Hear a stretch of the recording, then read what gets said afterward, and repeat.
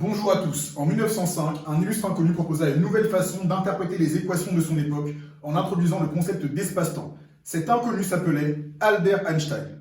Dans cette vidéo, on va faire la même chose avec les équations actuelles de la gravitation, en particulier la métrique de Schwarzschild, qui est la solution sphérique aux équations de Einstein de la relativité générale.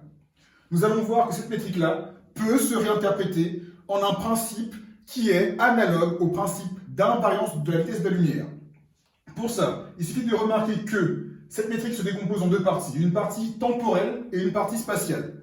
Écrite sous forme matricielle, comme ceci, en posant que phi est égal à moins gm sur r, qui est le potentiel gravitationnel, on voit que la partie spatiale de la métrique a pour déterminant, donc si on appelle gs, a pour déterminant de gs, det de gs, qui est égal à 1 plus 2 phi sur c2, puissance moins 1. Comme le potentiel est très faible devant C2, on peut écrire que c'est égal à 1 plus phi sur C2, puissance moins 2. Et là, regardez bien, ça, c'est pareil que écrire que 1 plus phi sur C2 fois racine de déterminant de la métrique est égal à 1. Et maintenant, ce qu'on va faire, c'est qu'on va introduire un élément de volume dx, dy, dz. Donc, on va multiplier par dx, dy, dz.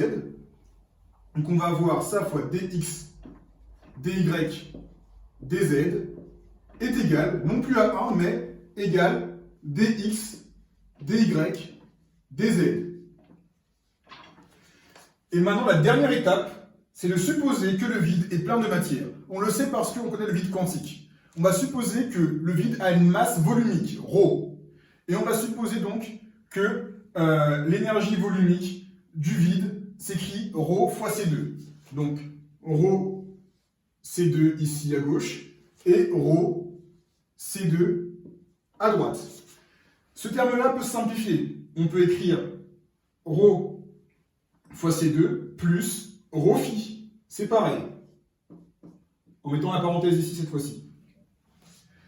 Et donc là, qu'est-ce qu'on voit? Il faut d'abord se rappeler que dans un espace qui est courbé, le volume contenu dans un cube élémentaire dx, dy, dz, c'est dx fois dy fois dz fois la racine du déterminant de la métrique.